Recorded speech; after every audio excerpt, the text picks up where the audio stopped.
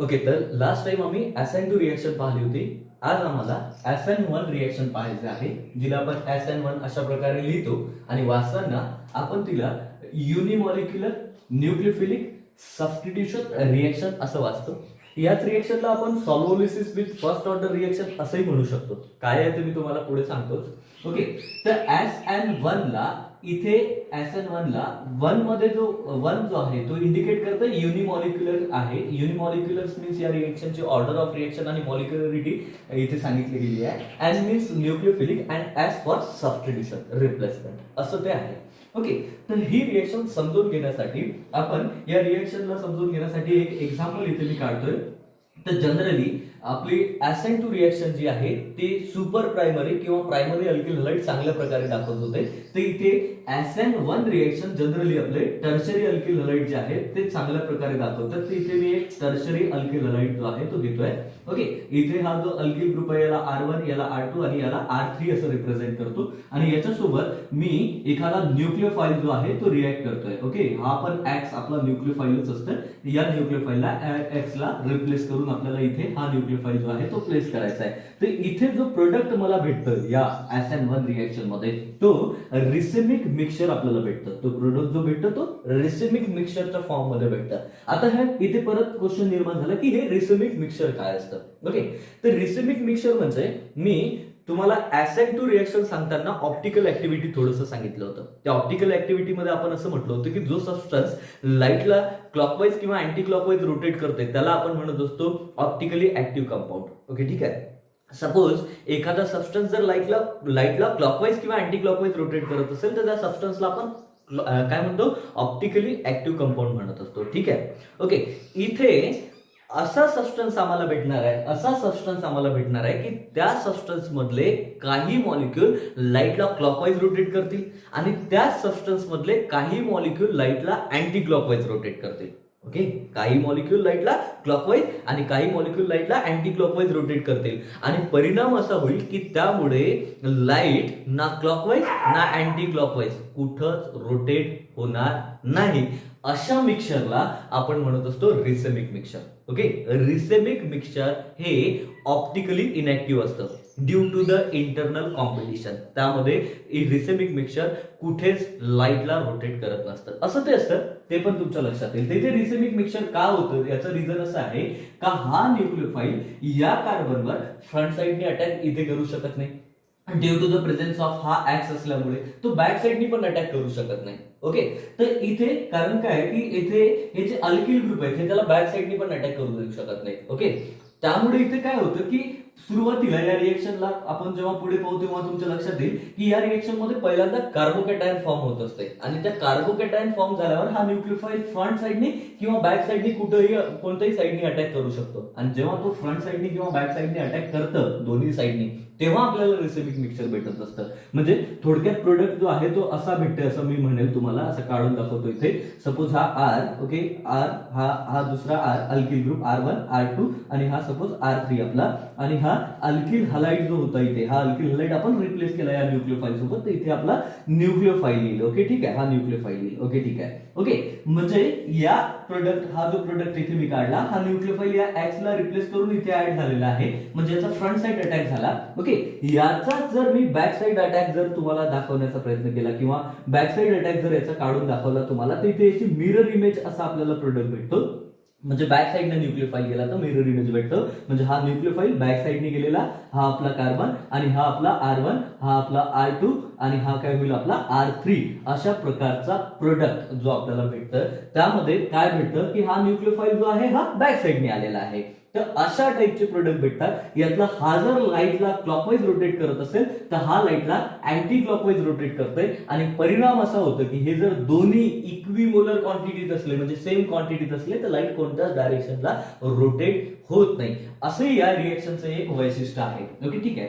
तर अशा प्रकारची रिएक्शन होत आहे. आता कसं होतंय हे मी तुम्हाला पुढे सांगतो. ओके, तर या रिएक्शनच्या संदर्भातला महत्वाचा एक पॉईंट असा आहे की इथे आपल्याला रिसेमिक मिक्सचर भेटतं. Inversion in configuration as well as retention in configuration आपल्याला पाहायला भेटतंय. ओके.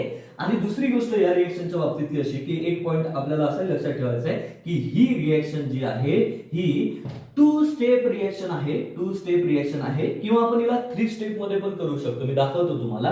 2 स्टेप किंवा आपण याला म्हणू 3 स्टेप रिएक्शन आहे. 2 स्टेप किंवा 3 स्टेप रिएक्शन आहे. आणखी या रिएक्शन मध्ये जे सोलवंट आपल्याला वापरायचं आहे ते सोलवंट आपल्याला पोलर प्रोटिक सोलवंट वापरायचं आहे. आता पोलर प्रोटिक सोलवंट कुठलं? तर H2O आपण वापरू शकतो. ओके. अल्कोहोल आपण वापरू शकतो. ओके. ऍसिडिक ऍसिड आपण वापरू शकतो. ओके. तर असं कुठलंही पोलर प्रोटिक सोलवंट या रिएक्शन साठी आपल्याला वापरायचं आहे. आणि या रिएक्शन मध्ये हा जो न्यूक्लियोफाइल आपण वापरतोय हा न्यूक्लियोफाइल जो आहे हा जनरली वीक न्यूक्लियोफाइल आपल्याला काय करायचं आहे? वापरायचा आहे. ओके. तर ह्या काही गोष्टी या रिएक्शन मध्ये आपल्याला पाहायला भेटतील. काय ते इथे आपल्याला रिसेमिक मिक्सचर भेटणार आहे. रिसेमिक मिक्सचर जे आहे ते ऑप्टिकली इनॅक्टिव्ह असतं due to the internal competition. त्यामधले काही मॉलिक्यूल लाईटला क्लॉकवाईज रोटेट करतात, काही अँटी क्लॉकवाईज रोटेट करत असतात. That's why okay he reaction 2 step मध्ये किंवा 3 स्टेप मध्ये होईल असं आपण म्हणूया.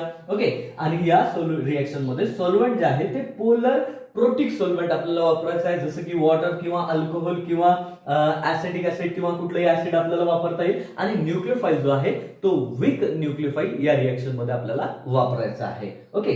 तर आता या रिएक्शनचं मेकॅनिझम आपल्याला पाहायचं आहे. मेकॅनिझम आपल्याला पाहताना मी एक इथे एक्झाम्पल घेतो. ते एक्झाम्पल इथे घेताना हा अल्किल हलाइड घेतो मी. आपला टर्शरी अल्किल हलाइड घेतला. सपोज हा tertiary alkyl halide R1 R2 आणि हा R3 घेतला. इथे X घेतो अल्किल हलाइड. सोबतच याच्यामध्ये काय करतो मी वॉटर ऍज अ सोल्व्हंट घेतो. इथे मी H2O असं वॉटर घेतलंय. किंवा मी इथे ऍक्च्युअल जी रिएक्शन आहे तीच लिहितो. टॉईस ऑफ वॉटर घेतो.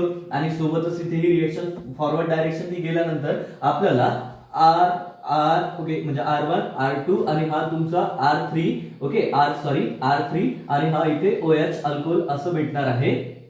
हा अल्किल हलाइड जो आहे मी ब्रोमाइड घेतो इथे. ठीक आहे. ब्रोमाइड घेतो. मला इथे प्रोडक्ट जो आहे तो H3O पॉझिटिव्ह आणि प्लस Br निगेटिव्ह असा बाय प्रोडक्ट भेटतोय. अशी ही रिएक्शन होत आहे आता. ओके.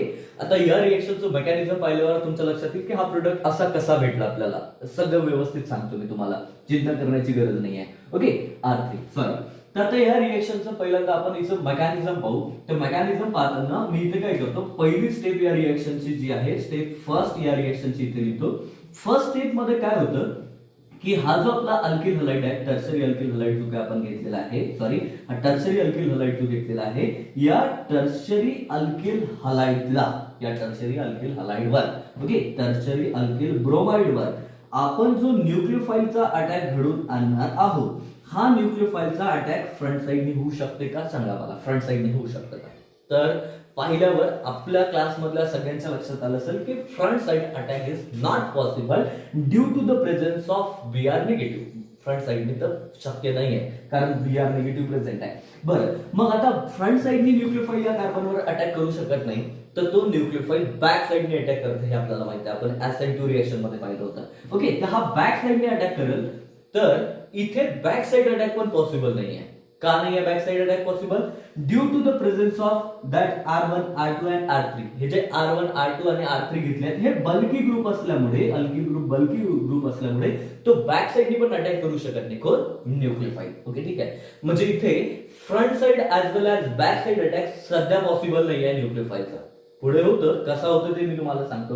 आता न्यूक्लियोफाइल फ्रंट साइडने किंवा बॅक साइडने अटॅक करू शकत नाही म्हणून आम्ही काय करतो या न्यूक्लियोफाइलला बाजूला ठेवलं असं कन्सिडर करा. या न्यूक्लियोफाइलला बाजूला ठेवलं की हा काही कामाचंच नाही आहे सध्या.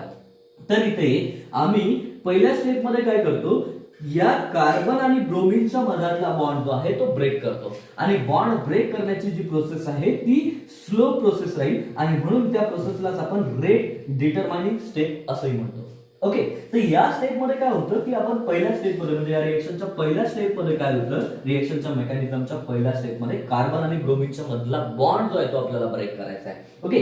तर बॉन्ड ब्रेक केल्यानंतर आपल्याला अशा प्रकारे कार्बोकॅटायन फॉर्म झालेलं भेटतं, कार्बोकॅटायन फॉर्म झालेलं भेटतं. R1 हा काय घेतला R2 आणि हा घेतला R3, असं हे कार्बोकॅटायन इथे फॉर्म होतं. ओके, आणि या कार्बोकॅटायन सोबतच आपल्याला Br निगेटिव्ह जो आहे तो इथून आउट झालेला भेटेल. ओके, ठीक आहे, अशा टाइपची रिएक्शन आपल्याला भेटेल. इथे हा कार्बोकॅटायन फॉर्म होईल. ओके, ठीक आहे. आता कार्बोकॅटायन इथे फॉर्म झालं, कार्बन आणि ब्रोमिनच्या मधातला बॉन्ड जो आहे तो आम्ही ब्रेक केला. मला इथे क्वेश्चन अराईज झाला, आपल्या क्लासमधल्या बऱ्याच लोकांना इथे क्वेश्चन पडला असेल की का कार्बन आणि ब्रोमिनच्या मधला बॉन्ड ब्रेक झाला, का, वाय. आपण जेव्हा बॉन्डिंग शिकतो तेव्हा आम्ही असं पाहिलं होतं की बॉन्डिंग फॉर्म होते म्हणजे एखादा बॉन्ड जो फॉर्म होते त्याचं रिझन काय असतं, स्टॅबिलिटी. एखादा बॉन्ड फॉर्म होत असते एखादा स्टेबल मॉलिक्यूल फॉर्म होण्यासाठी. मग इथे तर स्टेबल मॉलिक्यूल होता, मग हा का बॉन्ड ब्रेक झाला, बॉन्डिंग का तुटली इथे. ओके, तर बॉन्ड तुटण्यामागचं याचं रिझन जे आहे ते असं आहे की या रिएक्शन मध्ये जे सॉल्व्हेंट तुम्ही वापरलंय, जे सॉल्व्हेंट तुम्ही वापरता H2O, या सॉल्व्हेंट मुळे, या वॉटरच्या सॉल्व्होलिसिस मुळे हा बॉन्ड जो आहे तो ब्रेक झाला. आणि हा बॉन्ड ब्रेक होण्यासाठी एक नोट करून ठेवण्यासारखी गोष्ट अशी आहे, हा बॉन्ड ब्रेक होण्यासाठी 84 म्हणजे 84 किलो जूल पर मोल. ओके, 84 किलो जूल पर मोल एवढी एनर्जी जी आहे ते रिलीज होत आहे. ओके, हा बॉन्ड फॉर्म ब्रेक होताना. ओके, एवढे जास्त एनर्जी जी आहे, सॉरी रिलीज नाही होत, एवढी एनर्जी जी आहे ती आपल्याला लागते हा बॉन्ड ब्रेक करण्यासाठी. कार्बन आणि ब्रोमिनच्या मधातला बॉन्ड ब्रेक करण्यासाठी 84 किलो जूल पर मोल एवढी एनर्जी लागते. आणि ती एनर्जी भेटते कुठून, तर वॉटरच्या सॉल्व्होलिसिस मुळे आपल्याला भेटते. ओके, ठीक आहे. आता हाच बॉन्ड जर विदाउट वॉटर म्हणजे गॅसियस स्टेट मध्ये जर तुम्ही ब्रेक करत असाल तर हा बॉन्ड ब्रेक करण्यासाठी तुम्हाला 630 जूल पर मोल, किलो जूल पर मोल एवढी जास्त एनर्जी लागते. ओके, म्हणजे गॅसियस स्टेट मध्ये हा बॉन्ड ब्रेक करणं आपल्यासाठी जड आहे. पण वॉटर मध्ये जर हा बॉन्ड आपण तोडत असू, सॉल्व्होलिसिस मध्ये जर हा बॉन्ड तोडत असू तर फक्त 84 किलो जूल पर मोल एवढीच एनर्जी जी आहे ती आपल्याला लागते. आणि ती एनर्जी आपल्याला वॉटरच्या सॉल्व्होलिसिस मधून भेटते. ओके, ठीक आहे.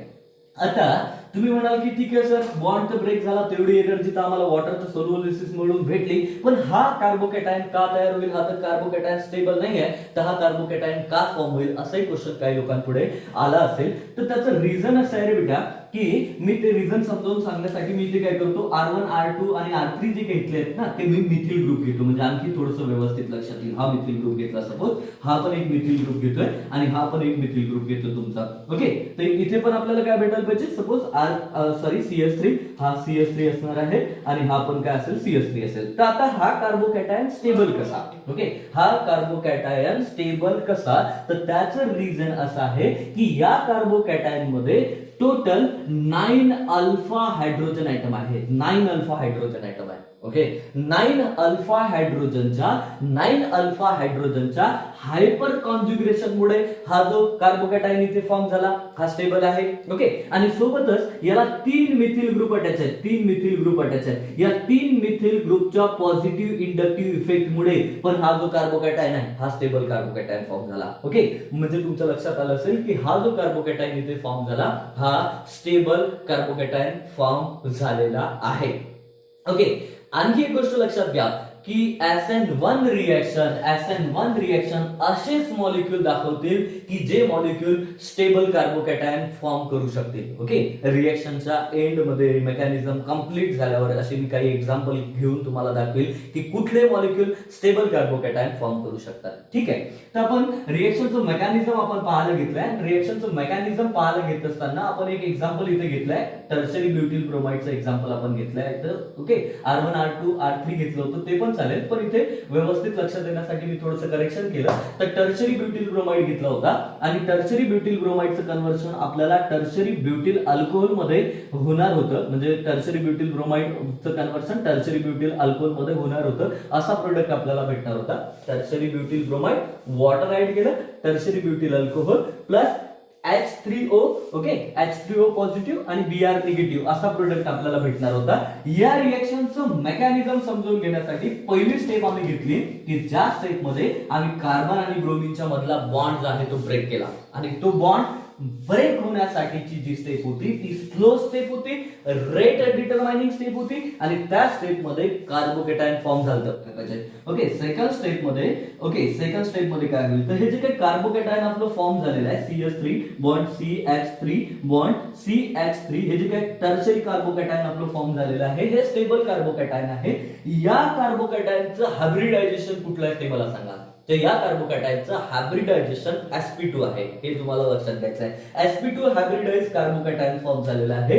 हे कार्बोकॅटायन मधले जे काही तिन्ही मिथिल ग्रुप आहेत ते एका प्लेन मध्ये आहेत. एका प्लेन मध्ये आहेत म्हणजे मी त्याचं स्ट्रक्चर जर काढलं तर असं होईल. हा एक प्लेन घेतोय, या प्लेन मध्ये हा कार्बन असेल, हा इथे एक मिथिल ग्रुप तुमचा असेल, हा इथे एक मिथिल ग्रुप आणि हा इथे एक मिथिल ग्रुप असणार आहे. ओके, ठीक आहे. आणि या कार्बनवर जो पॉझिटिव्ह चार्ज आहे त्याचं एक व्हॅकंट ऑर्बिटल या प्लेनच्या वर आणि एक या प्लेनच्या बाहेर म्हणजे मागे असं वर आणि खाली असं म्हणू शकतो. असे हे दोन व्हॅकंट ऑर्बिटल आहेत त्याचे. ओके, ठीक आहे. तर चला जाऊ द्या, या सगळ्या गोष्टी आपण नंतर कंटिन्यू करू. तर इथे हे जे काय टर्शरी कार्बोकॅटायन इथे फॉर्म झालंय, हे टर्शरी कार्बोकॅटायन इथे मी घेतोय. या टर्शरी कार्बोकॅटायनवर आता वॉटरचा मॉलिक्यूल जो आहे तो न्यूट्रल आहे. वॉटरचा मॉलिक्यूल न्यूट्रल आहे, वीक न्यूक्लियोफाइल म्हणून तो इथे ऍक्ट करतोय. आता लक्षात घ्या की हा वॉटरचा मॉलिक्यूल वीक न्यूक्लियोफाइल म्हणून किंवा न्यूट्रल न्यूक्लियोफाइल म्हणून या टर्शरी कार्बोकॅटायनवर काय करणार आहे, अटॅक करणार आहे. बिकॉज या वॉटर मॉलिक्यूल कडे असलेला ऑक्सिजन जो आहे तो 2 lone pair of electron carry करतो, हे सगळ्यांना माहित आहे. तर हा ऑक्सिजन, वॉटर मधला ऑक्सिजन या कार्बोकॅटायन मधल्या या कार्बोकॅटायनला lone pair of electron front साइडनी डोनेट करू शकतं किंवा बॅक साइडनी पण हा याला लोन पेअर ऑफ इलेक्ट्रॉन देऊ शकतं. तिथे आपल्याकडे दोन वे आहेत, दोन ऑप्शन आहेत आपल्याकडे. हा वॉटरचा मॉलिक्यूल फ्रंट साइडनी पण लोन पेअर ऑफ इलेक्ट्रॉन देऊ शकतं किंवा बॅक साइडनी पण या कार्बोकॅटायनला काय करू शकतो, loan pair of electron donate करू शकतं. ओके, तर इथे जर फ्रंट साइडनी किंवा बॅक साइडनी जर सपोज वॉटरनी लोन पेअर ऑफ इलेक्ट्रॉन या कार्बोकॅटायनला दिले तर मला प्रोडक्ट असा भेटायला पाहिजे. म्हणजे मी आता इथे बॅक साइडचा विचार करतोय, तर बॅक साइडनी जर वॉटर मॉलिक्यूल आपल्या कार्बोकॅटायनला लोन पेअर ऑफ इलेक्ट्रॉन देत असेल, suppose okay loan pair of electron देत असेल, तर असं स्ट्रक्चर आपल्याला फॉर्म झालेलं भेटणार आहे. ओके, ठीक आहे का, पहा. ओके, असं स्ट्रक्चर आपल्याला फॉर्म झालेलं भेटेल. हो, बरोबर आहे. ओके, आणि जर बॅक साइडनी देत असेल तर काय होईल सांगा. बॅक साइडनी जर देत असेल तर असा प्रोडक्ट आपल्याला भेटायला पाहिजे. CH3, हा CH3, ओके, आणि हा O आणि हा H आणि हा H, असा प्रोडक्ट भेटायला पाहिजे. म्हणजे फ्रंट साइडनी झालं तर फ्रंट साइडनी झालं वॉटर अटॅच, तर असं बॅक साइडनी झालं तर असं. या ऑक्सिजनवर पॉझिटिव्ह चार्ज येईल, या ऑक्सिजनवर पॉझिटिव्ह चार्ज झालेला असणार आहे. असा दोन पैकी प्रोडक्ट जो आहे तो आपल्याला भेटायला पाहिजे या रिएक्शन मध्ये. ओके, तर आता हा जो प्रोडक्ट भेटला या प्रोडक्टचं नाव काय आहे, ते या प्रोडक्टचं नाव मी असं म्हणू शकतो का, पहा. ओके, 1 2 3 4 4 कार्बन आहेत, तिथे पण 4 कार्बन आहेत, तर 4 कार्बन आहेत तर ब्युटील. ओके, ब्युटील. ओके, आणि हा जो कार्बन आहे हा टर्शरी कार्बन आहे. आपण ऑर्गॅनिक केमिस्ट्री मध्ये नॉमेनक्लेचर पाहिलं होतं, आपण जनरल ऑर्गॅनिक केमिस्ट्री पाहिली होती, त्याच्यामध्ये नॉमेनक्लेचर शिकलो होतं. तर हा टर्शरी ब्युटील ग्रुप झाला आणि या टर्शरी ब्युटील ग्रुपला OH ग्रुप अटॅच आहे, म्हणजे टर्शरी ब्युटील अल्कोहोल होईल. फक्त एक हायड्रोजन याला जास्त आहे. हा, ओके, एक हायड्रोजनला जास्त आहे म्हणून याला असंही म्हणू शकतो आपण प्रोटोनेटेड टर्शरी ब्युटील अल्कोहोल, असं आपण याला म्हणू शकतो. तर टर्शरी प्रोटोनेटेड टर्शरी ब्युटील अल्कोहोल असा प्रोडक्ट आपल्याला भेटला सेकंड स्टेप मध्ये. ओके, आता थर्ड स्टेप मध्ये होईल काय, आपण इथे थर्ड स्टेप इथे मी लिहितोय. ओके, तर ही थर्ड स्टेप जी आहे ती मी इथे लिहिली, थोडी आधीच लिहून टाकली. पहा कसं, तर इथे हा जो आपल्याला प्रोटोनेटेड टर्शरी ब्युटील अल्कोहोल भेटला होता, हा इथे लिहिलाय मी टर्शरी प्रोटोनेटेड टर्शरी ब्युटील अल्कोहोल, आणि हा जो घेतलाय हा पण प्रोटोनेटेड टर्शरी ब्युटील अल्कोहोल इथे घेतलाय. आता झालं काय, तर याच्यासोबत परत वॉटर मॉलिक्यूल रिॲक्ट झाला. या वॉटर मॉलिक्यूलनी इथला H पॉझिटिव्ह जो आहे तो रिमूव्ह केला. म्हणजे हे जे प्रोटोनेटेड टर्शरी ब्युटील अल्कोहोल होतं, या प्रोटोनेटेड टर्शरी ब्युटील अल्कोहोलचा हा प्रोटॉन जो आहे तो हायड्रोजन जो आहे तो रिमूव्ह केला. तर आपल्याला इथे प्रोडक्ट भेटला H3O. H2O चं कन्व्हर्सन झालं H3O मध्ये, आणि आपल्याला इथे काय भेटलं, टर्शरी ब्युटील अल्कोहोल भेटला. ओके, ठीक आहे. सेम गोष्ट इथे झाली.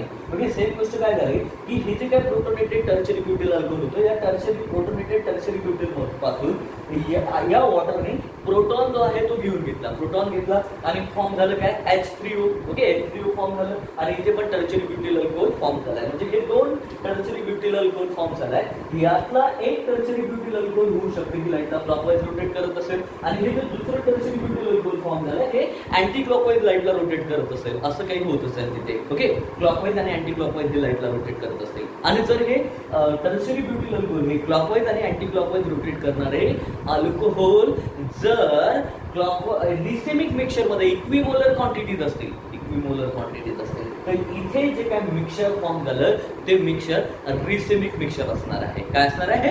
रिसिमिक मिक्सचर असणार आहे. ओके, तर या स्टेप मध्ये जे H3O फॉर्म झालंय ते H3O बरं जर HBr सोबत रिएक्ट झालं, सपोज HBr सोबत सॉरी Br निगेटिव्ह सोबत जर रिएक्ट झालं कुठलं हे H3O जर या Br निगेटिव्ह सोबत रिएक्ट झालं तर पुढे रिएक्शन काय होईल? ते एकदम सोपी स्टेप आहे, ते इथे नाही लिहिलं तरी चालेल. म्हणजे मी असं लिहितो हे इथे तयार झालेलं H3O हे H3O जे आहे H3O जे आहे ते जर HBr निगेटिव्ह सोबत सॉरी Br निगेटिव्ह सोबत रिएक्ट झालं तर इथे HBr फॉर्म करीन आणि प्लस काय तयार होईल? H2O. अशा टाइपची रिएक्शन होऊ शकते. ओके, ठीक आहे. तर हे आहे overall mechanism of SN1 reaction. या मेकॅनिझम मध्ये टोटल दोन ट्रान्झिशन स्टेट आपल्याला पाहायला भेटतात, दोन ट्रान्झिशन स्टेट आपल्याला पाहायला भेटतात. ओके, पहा कुठला तर एक ट्रान्झिशन स्टेट इथे पाहायला भेटणार आहे आपल्याला जेव्हा कार्बन आणि ब्रोमिनच्या मधला बॉन्ड जो आहे तो ब्रेक होत असणार आहे, तर तेव्हा एक ट्रान्झिशन स्टेट आपल्याला इथे पाहायला भेटणार आहे. ओके, मी तिथे काढलं नाही ते स्टेट, मुद्दामून इथे नाही लिहिली, तुमच्या लक्षात येईल. इथे हा बॉन्ड ब्रेक होत असताना एक ट्रान्झिशन स्टेट. ओके, हा बॉन्ड इथे फॉर्म होत असताना दुसरी ट्रान्झिशन स्टेट, दोन ट्रान्झिशन स्टेट इथे आपल्याला पाहायला भेटतील. ओके, आणि तिसरी ट्रान्झिशन स्टेट जर ही रिएक्शन आपण 3 स्टेप मध्ये करत असू म्हणजे अशी जर होत असेल तर तिसरी ट्रान्झिशन स्टेट हा इथला बॉन्ड ब्रेक होताना आपल्याला पाहायला भेटतील. ओके, म्हणजे जर ही रिएक्शन आपण 3 स्टेप मध्ये केली तर 3 ट्रान्झिशन स्टेट आपल्याला पाहायला भेटतील. एक इथे बॉन्ड ब्रेक होताना, एक इथे बॉन्ड फॉर्म होताना, ओके, आणि इथे हा बॉन्ड ब्रेक होताना, अशा 3 पाहायला भेटतील. ओके, ठीक आहे. तर या तीन ट्रान्झिशन स्टेटची जर एनर्जी प्रोफाइल डायग्राम मी इथे काढली तर ही एनर्जी प्रोफाइल डायग्राम काही अशा प्रकारे होईल. एक्स ऍक्सिस वर इथे मी टाइम घेतो, एक्स ऍक्सिस वर टाइम घेता येईल आपल्याला. ओके, वाय ऍक्सिस जो आहे या वाय ऍक्सिस वर आपण एनर्जी घेऊया. ओके, एनर्जी घेऊ. टाइमच्या ऐवजी काही पुस्तकांमध्ये इथे रिएक्शन कोऑर्डिनेट पण लिहिलेले असतात. तर इथे रिएक्शन कोऑर्डिनेट मध्ये मी इथे काय करतो, हे रिएक्टंट घेतो. इथे रिएक्टंट कुठला आहे आपला? तर रिएक्टंट आहे आपला टर्शरी ब्युटिल ब्रोमाइड. हा टर्शरी ब्युटिल ब्रोमाइड मी अशा प्रकारे लिहिला, हा टर्शरी ब्युटिल ब्रोमाइड. आणि या टर्शरी ब्युटिल ब्रोमाइड मध्ये आपण ऍड काय केलं तर वॉटर ऍड केलं होतं, म्हणजे H2O आपण याच्यामध्ये ऍड केलं होतं. ओके, तर या टर्शरी ब्युटिल अल्कोहोलची आणि या वॉटरची काही ना काही अमाऊंट मध्ये तर एनर्जी असणार आहे. आपण असं कन्सिडर करू की एवढी एनर्जी आहे या दोघांची, कोणाची? टर्शरी ब्युटिल अल्कोहोलची आणि वॉटरची. ओके, तर जेव्हा हा टर्शरी ब्युटिल ब्रोमाइड मधला बॉन्ड ब्रेक होते ती स्टेप जी होती ती स्लो स्टेप होती, रेट डिटरमाइनिंग स्टेप होती. त्या दोघांमधला बॉन्ड ब्रेक करण्यासाठी म्हणजे कार्बन आणि ब्रोमिनच्या मधला बॉन्ड ब्रेक करण्यासाठी 84 किलो जूल पर मोल इतकी एनर्जी लागत होती. आणि ती एनर्जी लागते म्हणजे एनर्जीचा ग्राफ वर जाईल. ओके, आणि मग तो बॉन्ड तुटल्यानंतर अशा प्रकारे आपल्याला 3 ट्रान्झिशन स्टेट ज्या आहेत त्या इथे पाहायला भेटतील. ही पहिली ट्रान्झिशन स्टेट. ओके, मी याला असं करतो ट्रान्झिशन स्टेट 1 ही जी आहे ही पहिली ट्रान्झिशन स्टेट कधी भेटणार आहे? कार्बन आणि ब्रोमिनच्या मधला बॉन्ड ब्रेक होताना. ही ट्रान्झिशन स्टेट सेकंड कधी? जेव्हा वॉटर आणि कार्बनच्या मध्ये बॉन्ड फॉर्म होत असेल. आणि ही ट्रान्झिशन स्टेट 3 जेव्हा अल्कोहोल मधला म्हणजे प्रोटोनेटेड अल्कोहोल मधला प्रोटॉन जो आहे तो वॉटर रिमूव्ह करत असेल. ओके, तर या ट्रान्झिशन स्टेट मध्ये सगळ्यात जास्त ऍक्टिव्हेशन एनर्जी जी आहे तिला आपण गिफ्ट फ्री एनर्जी जी म्हणू शकतो. तर सगळ्यात जास्त गिफ्ट फ्री एनर्जी कोणाला लागणार आहे? तर पहिल्या ट्रान्झिशन स्टेटला. देन त्याच्यापेक्षा कमी लागणार आहे कोणाला? ट्रान्झिशन स्टेट 2 ला. आणि सगळ्यात कमी लागणार आहे डेल जी जो असणार आहे गिफ्ट फ्री एनर्जी. हा जो एकदम छोटा कन्सेप्ट आहे तो ट्रान्झिशन स्टेट 3 साठी लागणार आहे. सगळ्यात जास्त ऍक्टिव्हेशन एनर्जी ट्रान्झिशन स्टेट 1 साठी आपल्याला लागणार आहे. तर अशा प्रकारे ओव्हरऑल मेकॅनिझम या रिएक्शनचा आहे. वन रिएक्शनच्या मेकॅनिझमच्या संदर्भात पाहिलं, मेकॅनिझम पाहिल्यानंतर परत एक गोष्ट या रिएक्शनच्या संदर्भातली येत असते, ती अशी येतं की रेट ऑफ रिएक्शन. या रिएक्शनचा रेट काय आहे? या रिएक्शनचा रेट जो आहे तो डायरेक्टली प्रोपोर्शनल असतं to the concentration of tertiary butyl ब्रोमाइडच्या. फक्त कोणाच्या कॉन्सन्ट्रेशनवर डिपेंड आहे या रिएक्शनचा rate? The rate of reaction is directly proportional to the concentration of tertiary butyl bromide. Okay, वॉटरच्या कॉन्सन्ट्रेशनवर या रिएक्शनचा रेट डिपेंड नाही आहे. आणि म्हणूनच या रिएक्शनला आपण युनिमॉलिक्युलर रिएक्शन पण म्हणतोय. एकाच सबस्ट्रेटच्या कॉन्सन्ट्रेशनच्या वर हिचा रेट डिपेंड आहे, म्हणून आपण हिला युनिमॉलिक्युलर रिएक्शन पण म्हणतो. ही गोष्ट प्रॅक्टिकल थिंक आहे. ही प्रॅक्टिकल थिंक कशी आहे हे तुम्हाला सांगतो मी. ओके, आपण सपोज इथे ही रिएक्शन करून पहिली म्हणजे सपोज मी इथे एखादा टर्शरी अल्किल हलाइड घेतला सपोज, आणि या टर्शरी अल्किल हलाइडचं रिएक्शन जर सपोज मी वॉटर सोबत घडून आणली तर इथे मला प्रोडक्ट भेटणार आहे. तर या रिएक्शन मध्ये मी जर सपोज तुमच्या टर्शरी अल्किल हलाइडचं कॉन्सन्ट्रेशन डबल केलं, याचं कॉन्सन्ट्रेशन काय केलं, डबल केलं, तर या रिएक्शनचा रेट पण काय होतं, डबल होतं. रेट ऑफ रिएक्शन पण काय होतं, डबल होतं. पण जर सपोज मी इथे या वॉटरचं कॉन्सन्ट्रेशन वाढवलं किंवा कमी केलं तरी या रिएक्शनच्या रेटवर कुठल्याच प्रकारचा फरक पडत नाही. हे समजावून देण्यासाठी एक एक्झाम्पल सांगतो तुम्हाला. पहा, वॉटर घेतलं तरी रिएक्शनचा रेट जो आहे तो सेमच राहील. आणि जर या वॉटरमध्ये सपोज मी केओएच घेतलं, ओके, म्हणजे मी असं म्हणू शकतो की जर या रिएक्शन मध्ये असलेल्या केओएचचं, वॉटरचं किंवा ओएचचं जे कॉन्सन्ट्रेशन आहे ते 5 लाख पट जरी मी वाढवलं, 5 लाख पट जरी मी याचं कॉन्सन्ट्रेशन वाढवलं केओएचचं किंवा वॉटरचं, तरी रिएक्शनचा रेट रिमेन सेम राहतं. या प्रॅक्टिकल थिंक वरून, या प्रॅक्टिकल गोष्टीवरून आम्ही असं कन्क्लूड केलं की या रिएक्शनचा रेट जो आहे तो फक्त आणि फक्त डिपेंड करतं टर्शरी ब्युटिल ब्रोमाइडच्या कॉन्सन्ट्रेशनवर, अल्किल हलाइडच्या कॉन्सन्ट्रेशनवर, आणि बाकी दुसऱ्या कुठल्या मॉलिक्युलच्या न्यूक्लियोफाइलच्या कॉन्सन्ट्रेशनवर डिपेंड राहत नाही. कुठले फॅक्टर SN1 रिएक्शनच्या संदर्भात इम्पॉर्टंट आहेत ते आपण लक्षात घेऊ पडतं. तर सगळ्यात महत्वाचा फॅक्टर जो आहे, सगळ्यात महत्वाची जी गोष्ट आहे ती आहे स्टॅबिलिटी ऑफ कार्बोकॅटायन. ओके, जेवढं स्टेबल कार्बोकॅटायन फॉर्म होईल, मी लिहितो ते, जेवढं stable carbocation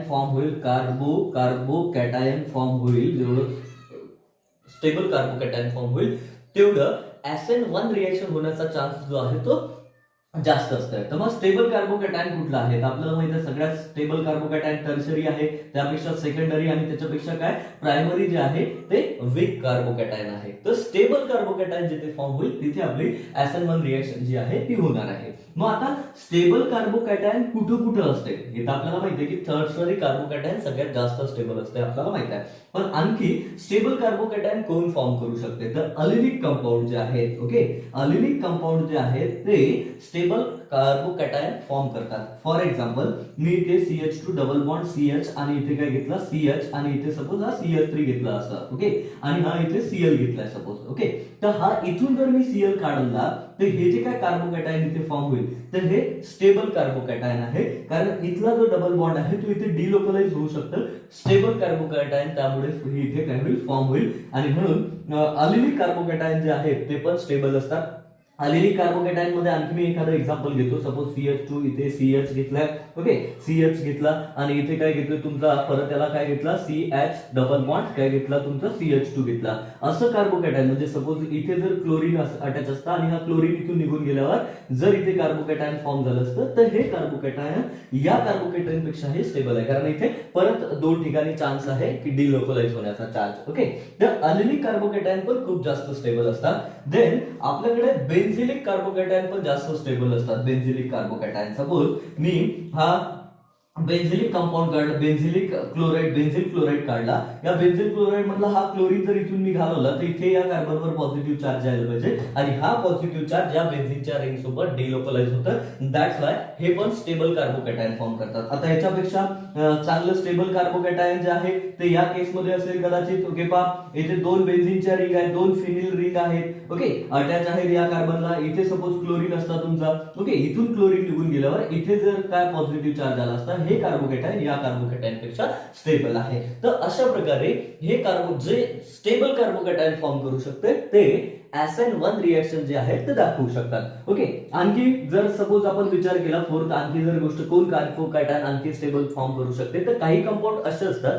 suppose for example म्हणून मी इथे कंपाऊंड काढतो, ओके, सॉरी, असा कंपाऊंड काढला. सपोज इथे अल्टरनेटिव्हली डबल बॉन्ड आहे असं कन्सिडर करा, ओके. आणि इथे कुठेतरी सपोज क्लोरीन किंवा ब्रोमीन आयोडीन आहे आणि हा जर इथून मी काढला, सपोज हा कंपाऊंड जर इथून काढला तर इथे पॉझिटिव्ह चार्ज जर येत असेल आणि हा पॉझिटिव्ह चार्ज जर या रिंगवर डिलोकलाइज होत असेल, रेझोनन्स स्ट्रक्चर इथे फॉर्म होत असेल आणि हा जर असं स्ट्रक्चर फॉर्म करत असेल तर इथे पण स्टेबल कार्बोकॅटायन फॉर्म झालं, म्हणजे इथे पण SN1 रिएक्शन जी आहे ती व्हायला पाहिजे. परत आपल्याकडे आणखी काही कंपाऊंड असतात की जिथे सपोज एक कंपाऊंड, आता इथे सपोज हा मी असा घेतो की इथे हा कंपाऊंड घेतला, सायक्लिक कंपाऊंड आहे, इथे एक हॅलोजन आहे तुमचा एक्स, सपोज इथे एक हॅलोजन आहे, परत इथे एक हॅलोजन आहे, सपोज सॉरी एक्स घेतोय मी इथे, आणि इथे 2 हॅलोजन याला अटॅच आहेत. आता हे 2 हॅलोजन जर मी इथून रिमूव्ह केले तर इथे पॉझिटिव्ह चार्ज येईल आणि इथे पॉझिटिव्ह चार्ज येईल. आता हे पण अरोमॅटिक कंपाऊंड फॉर्म होतं. इथे पण काय होतं, डिलोकलायझेशन ऑफ पाय बॉन्ड होऊ शकतं, अरोमॅटिक स्ट्रक्चर इथे फॉर्म होतं. तर हा पण स्टेबल कार्बोकॅटायन फॉर्म होईल.